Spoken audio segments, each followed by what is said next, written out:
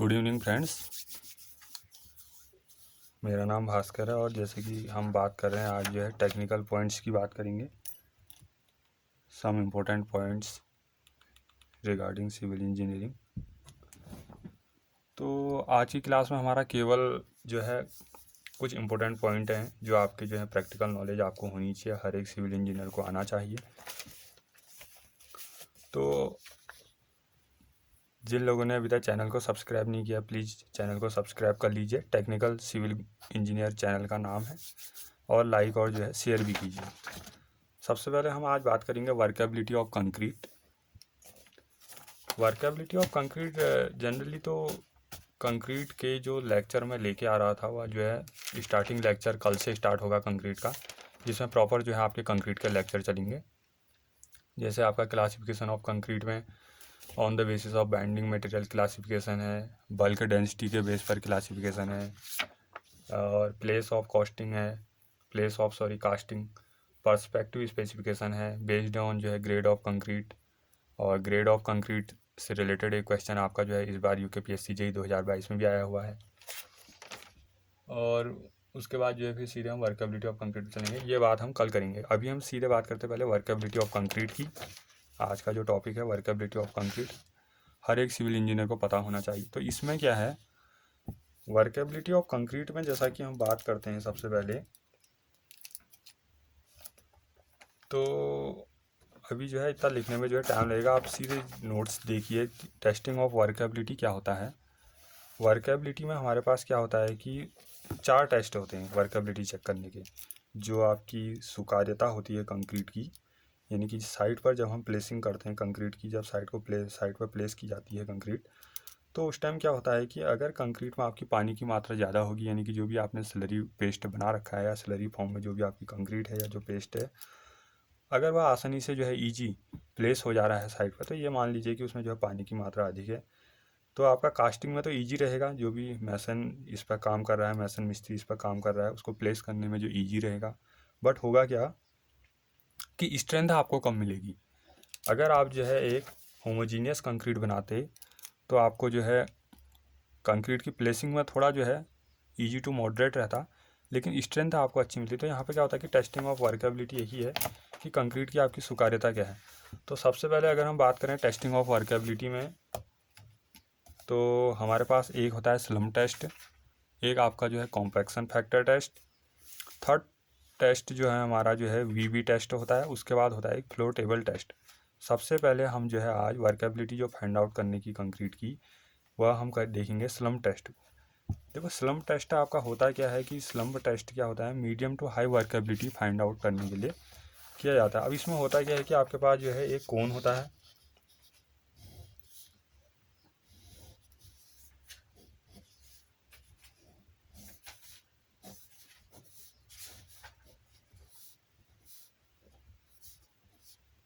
तो इस कोन में, इस स्लम्प कोन के लिए जो कोन यूज किया था, इसका जो अपर डाया होगा आपका, अपर डाया आपका जो है 10 सेंटीमीटर, और बॉटम का डाया जो है आपका 20 सेंटीमीटर, और इस जो स्लम्प कोन की जो आपकी हाइट है, स्लम्प कोन की जो आपकी हाइट है यह होती है 30 सेंटीमीटर। तो इस कोन के माध्यम से आप क्या कर सकते हैं कि इसमें आपका जो है 2 आपके हैंडल होंगे बोथ साइड, जिनकी हेल्प से आप क्या करेंगे कि कोन को जो है ऊपर उठाएंगे। अब स्लम टेस्ट में जनरली हमने कहा है कि जो आपका medium to high workability find out करने के लिए किया जाता है। टॉप डाया 10 सेंटीमीटर, ध्यान रखिएगा पूछा भी जाता है काफ़ी बार, और बॉटम डाया 20 सेंटीमीटर, और जो इसकी हाइट है 30 सेंटीमीटर। इसमें होता क्या है कि इसके साथ जो है हमें एक जो है टैंपिंग रॉड का यूज करना होता है, एक टैंपिंग रॉड का यूज किया जाता है। टैंपिंग रॉड का जो आपका डाया होता है यह होता है आपका जो है 16 mm जो है टैंपिंग रॉड का जो है डाया रखा जाता है। यह है आपका स्लम्प कोन, और यह है आपका जो है टैंपिंग, यह है आपका टैंपिंग रॉड। अब इस टैंपिंग रॉड की हेल्प से आप क्या करेंगे, जब इस स्लम्प कोन के अंदर जो आपने जो कंक्रीट पेस्ट जो भी बना रखा है, उसको क्या करोगे, इसके अंदर जो है लेयर्स के रूप में जो है फिल करना है। जैसे आपने एक लेयर प्रोवाइड की, उसके बाद जो है इस टैंपिंग रॉड की हेल्प से क्या करना है, नंबर ऑफ कॉम्पैक्शन प्रोवाइड करने हैं। जैसे ही आप जो है एक लेयर प्रोवाइड करेंगे, तो आपको नंबर ऑफ ब्लोज कितने देने हैं, 25 नंबर ऑफ ब्लोज जो है देने हैं। जैसे ही आपने जो है एक लेयर प्रोवाइड की, उसके बाद जो है आपने 25 जो है 25 नंबर ऑफ ब्लोज जो है देने हैं। यानी कि आपके क्या रहेंगे कि जो नंबर ऑफ ब्लोज रहेंगे, नंबर ऑफ ब्लोज आपके क्या रहेंगे 25 जो है पर लेयर, 25 नंबर ऑफ ब्लोज जो है पर लेयर। एक लेयर आपने प्रोवाइड की, 25 पर लेयर जो है नंबर ऑफ ब्लोज प्रोवाइड किए। फिर आपने सेकंड लेयर प्रोवाइड की, फिर आपने जो है 25 नंबर जो है स्टैंपिंग रॉड की हेल्प से इसको कॉम्पैक्शन करना है। फिर थर्ड लेयर प्रोवाइड की, फिर 25 नंबर ऑफ ब्लोज जो है आपको प्रोवाइड करने हैं। अब होता क्या है कि स्टैंपिंग रॉड का जो डाया है आपका जो है 16 mm है, और इसकी जो हाइट होती है, इस स्टैंपिंग रॉड की जो हाइट है यानी कि इसकी जो लेंथ है 30 सेंटीमीटर जो है होती। अब इसमें होता क्या है कि आपको इससे जो कंक्रीट मिलेगी वह आपको जो है मीडियम से जो है हाई वर्केबिलिटी वाली कंक्रीट जो है प्रोवाइड होगी, यानी कि जो है मध्यम से जो है उच्च दर्जे की। इसमें इसके बाद आता है, ये तो आपको ठीक है, आप जो है इसके टॉप डाया ध्यान रखिए, बॉटम डाया हाइट ध्यान रखिए, उसके बाद जो है टैंपिंग रॉड की हाइट और जो है इसका डाया ध्यान रखिए। उसके बाद हमें किस चीज़ का पता होना चाहिए कि एक जो है इसका नंबर ऑफ ब्लो जो है पर लेयर आपके 25 रहेंगे। उसके बाद जो है हमारे पास होता है शेप ऑफ जो है स्लम्प के जो शेप होते हैं, किस किस तरीके के हमारे पास स्लम्प के जो शेप बनते हैं। तो इसमें हमारे पास जो है एक रहता है, सबसे पहला एक बनता है ट्रू स्लम्प हमारे पास रहता है। एक हमारे पास रहता है शेयर स्लम्प, और एक रहता है हमारे पास कोलैप्सिबल स्लम्प,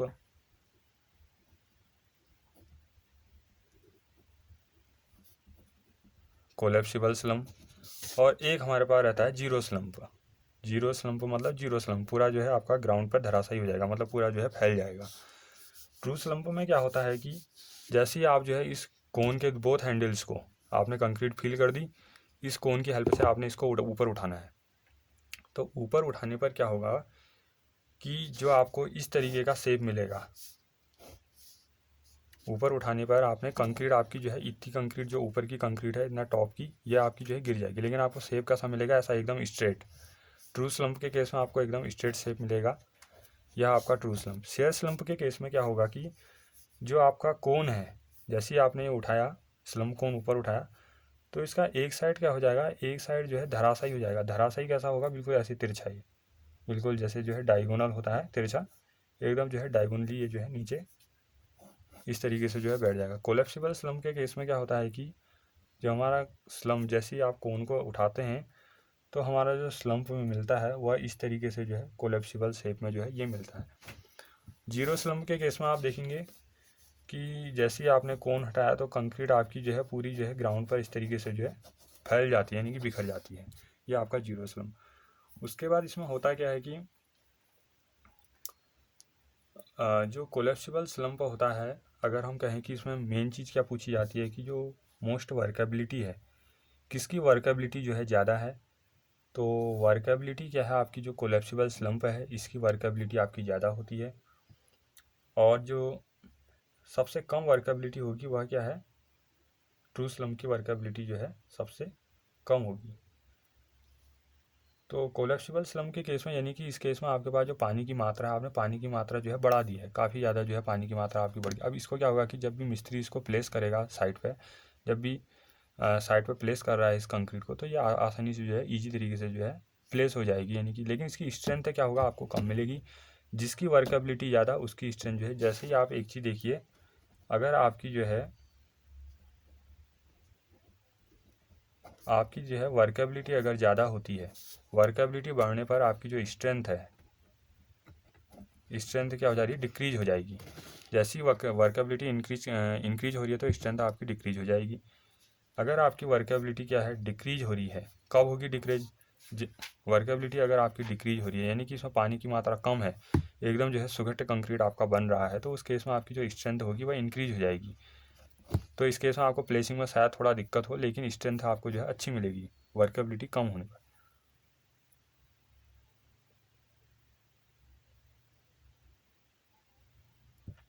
उसके बाद जो दूसरा टेस्ट होता है इसमें, वह वीबी टेस्ट की अगर हम बात करें,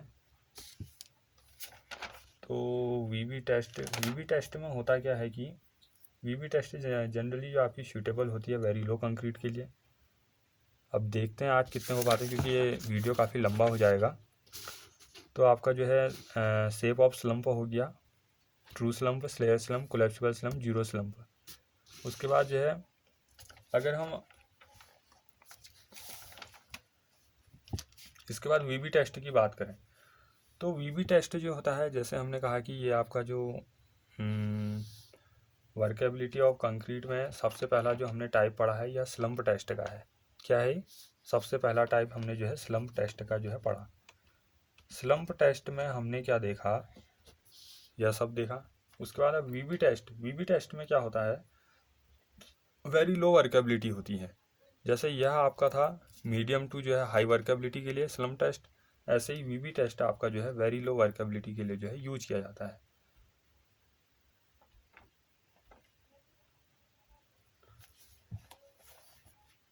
तो आप जो है स्क्रीनशॉट ले सकते हैं, क्योंकि वीडियो काफ़ी लंबा हो जाएगा, तो आप स्क्रीनशॉट भी ले सकते हैं। तो वीबी टेस्ट क्या होता है, आपका सूटेबल है वेरी लो वर्केबिलिटी के लिए। और इसमें होता क्या है कि जो स्लम्प कोन है, स्लम्प कोन को जैसे ही हम दोनों हाथों से जो है उसके हैंडल्स को पकड़ के ऊपर उठाते हैं, तो जो वाइब्रेटिंग टेबल होता है, इसमें एक वाइब्रेटिंग टेबल होगा जिसके ऊपर आपका स्लम्प कोन होगा। जैसे आप यहाँ देखिए, ये आपकी वाइब्रेटिंग टेबल है। वाइब्रेटिंग टेबल के ऊपर जो है हमने स्लम्प कोन रखा हुआ है। तो क्या होता है कि अब ये वाइब्रेटिंग टेबल क्या होगी, वाइब्रेट जनरेट करेगी। और जैसे ही हम फिर कोन को हटाते हैं, तो वाइब्रेटिंग टेबल से जब हम वाइब्रेशन देंगे तो कंक्रीट क्या होगा कि जो सिलेंड्रिकल मोल्ड है उसका शेप जो है ले लेती है। इसमें क्या है, इसके बाहर से एक सिलेंड्रिकल शेप है, ये सिलेंड्रिकल मोल्ड है, इसके अंदर आपका ये कोन रखा हुआ है। जैसे हम कोन को हटाते हैं और वाइब्रेटिंग टेबल में वाइब्रेट जनरेट करते हैं, तो ये जो कंक्रीट होगी या ये इस मोल्ड का शेप जो है ले लेती है। तो इस दौरान क्या होगा कि जो भी हमारा समय लगता है, जैसे ही वाइब्रेटिंग टेबल में वाइब्रेट जनरेट पे हमने कोन हटाया, इसने इस मोल्ड का शेप ले लिया, तो इस दौरान जो भी टाइम आपका लगेगा यही आपका जो है वीबी टाइम होता है। वीबी टाइम आपका जनरली जो है सेकंड में काउंट किया जाता है। जैसे ही आपका टाइम इंक्रीज होगा, अगर आपका टाइम इंक्रीज हो रहा है तो वर्केबिलिटी आपकी जो है कम हो जाती है। जैसे ही टाइम इंक्रीज हो रहा है तो वर्केबिलिटी आपकी कम हो जाती है। तो आप जो है स्क्रीनशॉट ले लीजिए।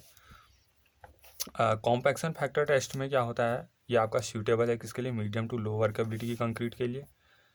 आपका जो फर्स्ट स्लम टेस्ट था वो मीडियम टू हाई वर्केबिलिटी के लिए था, लेकिन कॉम्पैक्शन फैक्टर टेस्ट आपका जो है मीडियम टू लो वर्केबिलिटी के लिए जो है यूज किया जाता है। इसमें क्या होता है, ये आपका एक स्टैंड है। सबसे पहले आप ये डायग्राम बना लीजिए। इसमें एक स्टैंड है, ये इसका बेस है। स्टैंड में आपकी जो है 3 बकेट जो है इस तरीके से लगे रहती हैं, नीचे एक मोल्ड होता है। अब इसमें क्या होता है, सबसे पहले आप जो है इस टॉप वाली बकेट में क्या होता है, कंक्रीट जो भी आपने स्लरी फॉर्म बना रखा है उसको आप इसके अंदर डालेंगे। जैसे ही इसके अंदर डालते हैं तो फिर यहाँ पे नीचे से इसमें एक शटर और गेट होता है। इसको जैसे ही ओपन करते हैं तो ये कंक्रीट जो है इसमें गिरती है नीचे वाले के बकेट में। उसके बाद इसमें भी एक शटर और गेट होगा। जैसे ही आप इसके जो है शटर और गेट को ओपन करेंगे तो जितनी कंक्रीट गिरनी होगी वो इसमें गिर जाएगी। लास्ट फाइनल जो है इसमें गिरेगा ये मोल्ड में। यानी कि जितनी कंक्रीट रुकनी है रुक जाएगी, जितनी कंक्रीट गिरनी है इसमें गिर जाएगी। तो इसमें होता क्या है, इसमें 2 चीज़ें होती हैं। कॉम्पैक्शन फैक्टर आपका जब बढ़ता है तो वर्केबिलिटी बढ़ती है। यहाँ थोड़ा अलग होता है कि कॉम्पैक्शन फैक्टर के बढ़ने पर वर्केबिलिटी भी आपकी जो है इंक्रीज होती है। इसमें क्या होता है कि एक हम W1 वेट ले लेंगे, जो कि क्या था, पार्शली कॉम्पैक्टेड। जब आपने स्लरी फॉर्म बनाया था, weight of concrete which is partially compacted. जो भी कंक्रीट जब पार्शली कॉम्पैक्टेड थी, जब उसका कॉम्पैक्शन भी नहीं हुआ था पूरी तरीके से, आंशिक रूप से हुआ था, तो उस टाइम इसका जो वेट था ये W1 है। उसके बाद जब है फुली कॉम्पैक्शन का मतलब क्या है कि जो भी कंक्रीट आपका स्लरी फॉर्म में था, जो ज़्यादा आपकी जो है पानी की मात्रा जिसमें ज़्यादा थी, यानी कि जिसका जो वर्केबिलिटी ज़्यादा थी, वो कंक्रीट यहाँ आ गई, इस मोल्ड में जो है रुक गई। यहाँ से आप कॉम्पैक्शन फैक्टर निकाल लीजिए W1/W2। इसके लिए कॉम्पैक्शन फैक्टर की एक वैल्यू होती है। कॉम्पैक्शन फैक्टर टेस्ट में कॉम्पैक्शन फैक्टर की वैल्यू जो है <1 होनी चाहिए, 1 से अधिक नहीं होनी चाहिए, <1। तो इसमें आपको क्या करना है, 3 चीज़ें नोट करनी है। एक तो क्या है कि suitable for medium to low workability. दूसरा पॉइंट है कॉम्पैक्शन फैक्टर जैसे ही इंक्रीज होगा वर्केबिलिटी भी इंक्रीज करेगी। थर्ड पॉइंट है कॉम्पैक्शन फैक्टर जो है <1, 1 से छोटा होगा। उसके बाद फोर्थ टेस्ट की बात करते हैं। कॉम्पैक्शन फैक्टर जो है 1 से कम होगा और कॉम्पैक्शन फैक्टर के बढ़ने पर वर्केबिलिटी बढ़ेगी। अब है flow table test. Flow table test में क्या होता है कि suitable for very high workable concrete के लिए, जब आपको बहुत ही ज़्यादा वर्केबल कंक्रीट चाहिए, आपको जो है कास्टिंग वर्क आपका काफ़ी ज़्यादा है, तो आपको जो है मास कंक्रीटिंग करनी है, तो आपको उसमें जो है वेरी हाई वर्केबल कंक्रीट, ताकि प्लेसिंग में जो है कम से कम टाइम लगे आपके मिस्त्री को। आपने क्या करना कि इस फ्लो टेबल टेस्ट का यूज करना। इसमें होता है क्या कि फ्लो टेबल टेस्ट में आपका जो है इस तरीके से क्या होता है कि एक टेबल होती है जो आपके स्टैंड के ऊपर जो है प्रोवाइड होती है। ये आपकी टेबल है जो स्टैंड के ऊपर है, ठीक है। इसमें क्या होता है, आपका ने कोन रखा, लेकिन इस केस में आपको थोड़ा इसका डाया का ध्यान रखना पड़ता है कि इसका जो टॉप डाया होता है यह आपका जो है 17 सेंटीमीटर होता है, बॉटम डाया जो है इसका आपका 25 सेंटीमीटर होता।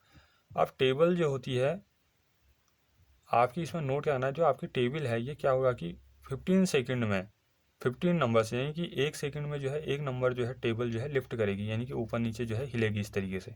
ऊपर नीचे जो है हल्का ये मान लीजिए कि ऊपर नीचे जो है लिफ्ट करेगी, यानी कि table lifted 15 numbers in 15 second, यानी कि 1 सेकंड में आपकी जो है एक एक बार जो है ऊपर जो है लिफ्ट करेगी।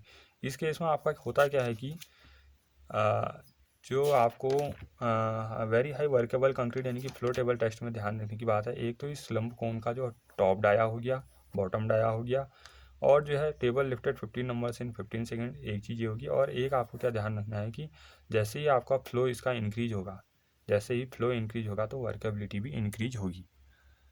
दोस्तों यहाँ तक मुझे लगता है कि आपको जो है वर्केबिलिटी ऑफ कंक्रीट, क्योंकि लेक्चर काफ़ी लंबा हो जाता है इसलिए जो है मैं आपको हर चीज़ जो है नोट नहीं करा रहा हूँ, इसलिए जो है आप इनका स्क्रीनशॉट ले लीजिए, वीडियो को जो है आप देख लीजिए आराम से।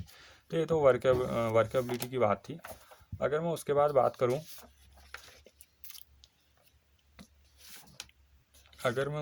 बात करूँ कि जो आपका यूनिट वेट है, तो यूनिट वेट तो जैसे कि सभी सिविल इंजीनियर्स को पता होना चाहिए, क्योंकि वीडियो काफ़ी लंबा हो रहा है तो मैं यूनिट वेट की बात कर लेता हूँ। उसके बाद जो भी रिमेनिंग टॉपिक हैं, grouting and guniting, OPC and PPC, form work, shuttering, scaffolding, sorry, इसको मैं नेक्स्ट वीडियो में अपलोड कर दूंगा। तो सबसे पहले अगर जो है यूनिट वेट की अगर बात की जाए, तो यूनिट वेट आपको पता है, जैसे आपका आरसीसी, आपका जो है आरसीसी का जो आपका नया पेज ले लेते हैं। आरसीसी का जो आपका यूनिट वेट होता है, आरसीसी का यूनिट वेट आपका जो है 25 जो है किलो न्यूटन पर मीटर क्यूब जो है होता है। अब 25 किलो न्यूटन पर मीटर क्यूब आपका आरसीसी का यूनिट वेट है। आप इसको जो है न्यूटन पर मीटर क्यूब में कन्वर्ट कीजिए, तो 1 किलो न्यूटन में आपको पता है कि 1000 न्यूटन पर मीटर क्यूब, यानी कि ये हो गया जो है आपका 25,000 न्यूटन पर मीटर क्यूब हो गया। और आप इसको आप किस में कन्वर्ट कर लीजिए, केजी पर मीटर क्यूब में कन्वर्ट करेंगे तो ये हो जाएगा आपका जो है 2500, यानी कि 2500, यानी कि 2500 ये हो गया केजी पर मीटर क्यूब। ऐसे ही आप जो है पीसीसी का यूनिट वेट लिख सकते हैं, प्लेन सीमेंट कंक्रीट। आरसीसी आपका हो गया, यानी कि आपका जो सीमेंट कंक्रीट है प्लस रेनफोर्समेंट जो भी आप स्टील प्रोवाइड करेंगे। पीसीसी का यूनिट वेट आपके पास हो गया 24 किलो न्यूटन पर मीटर क्यूब। ये भी हो जाएगा आपका जो है 24,000, यानी कि 24,000 जो है न्यूटन पर मीटर क्यूब में। और केजी पर मीटर क्यूब में हो जाएगा 2400 केजी पर मीटर क्यूब। आपको पता ही है 1 केजी में 10 न्यूटन, तो यहाँ से हो जाएगा 2400 केजी पर मीटर क्यूब। ऐसे ही आपका स्टील हो गया, स्टील का जो है 7850 अगर मैं केजी पर मीटर क्यूब में कहूँ। और अगर मैं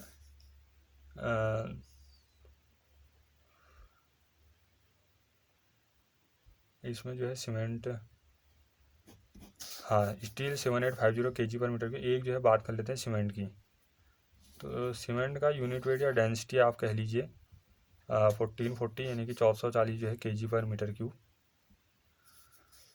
ऐसे ही आपको जो है बिटुमिन का भी होता है, ब्रिक मैसोनरी का भी होता है, स्टोन मैसनरी का भी है। जैसे जो है ब्रिक मैसोनरी की बात कर लेते हैं। ब्रिक मैसनरी का जो यूनिट वेट होता है, ब्रिक मैसनरी का जो यूनिट वेट होता है आपका वह हो जाएगा आपका जो है, अगर मैं किलो न्यूटन पर मीटर क्यूब में, तो आपका तो ये हो जाएगा 18.85 से जो है 23.5 जो है किलो न्यूटन पर मीटर क्यूब। और अगर मैं न्यूटन पर मीटर क्यूब में बात कर लूँ, तो न्यूटन पर मीटर क्यूब में ये आपका हो जाएगा अगर मैं 23 यही ले लूँ न्यूटन पर मीटर क्यूब। और एक बात और कर लेते हैं, केजी पर मीटर क्यूब में ये हो जाएगा आपका 23, यानी कि 50 केजी पर मीटर क्यूब। ये है आपका ब्रिक मैसनरी। एक होता है स्टोन मैसनरी,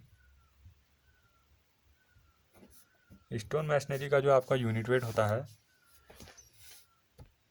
यह आपका जो है, अगर मैं किलो न्यूटन की बात करूँ तो 24.4 से 26.5 किलो न्यूटन पर मीटर क्यूब। और अगर मैं न्यूटन में भी लिख देता हूँ इसको मैं, तो न्यूटन में हो जाएगा आपका जो है, अगर मैं केवल इसकी बात करूँ यहाँ जो है इसकी बात की, ये हो जाएगा 26,500 न्यूटन पर मीटर क्यूब। और केजी पर मीटर क्यूब में हो जाएगा ये केजी पर मीटर क्यूब में हो जाएगा 2650, यानी कि 2650 जो है केजी पर मीटर क्यूब। देखिए वीडियो काफ़ी लंबा हो रहा है, इस वजह से जो है अभी यूनिट वेट को भी इतने में ही छोड़ते हैं। और यूनिट वेट कुछ और रह गए हैं, उसके बाद जो है अभी वर्केबिलिटी हमारा आज केवल जो है वह एक टॉपिक हुआ वर्केबिलिटी ऑफ कंक्रीट, एक हुआ यूनिट वेट। जबकि हमारा grouting and uniting, OPC and PPC, formwork, shuttering, scaffolding, shoring एक ही बच गया था, क्योंकि ये कुछ सम टेक्निकल पॉइंट्स होते हैं जो एक सिविल इंजीनियर को आने चाहिए। उसके बाद अभी कंक्रीट के लेक्चर जब हम स्टार्ट करेंगे तो कंक्रीट के जो है बेसिक से जो है मॉडरेट चलते हुए जो है पूरे उसके लेक्चर्स को करेंगे। तो ठीक है दोस्तों, अगर चैनल आपको अच्छा लगा लाइक कीजिए, सब्सक्राइब कीजिए और जो है इसको शेयर कीजिए अपने फ्रेंड्स को, ताकि जो है उन्हें आने वाली जो है सभी वीडियोस के जो है नोटिफिकेशन वगैरह मिलते रहें। कंक्रीट के जो है लगभग सभी लेक्चर में लाऊंगा, बेसिक टू मॉडरेट, आपकी कंक्रीट टेक्नोलॉजी जो है पूरी हो जाएगी। ठीक है दोस्तों, ओके।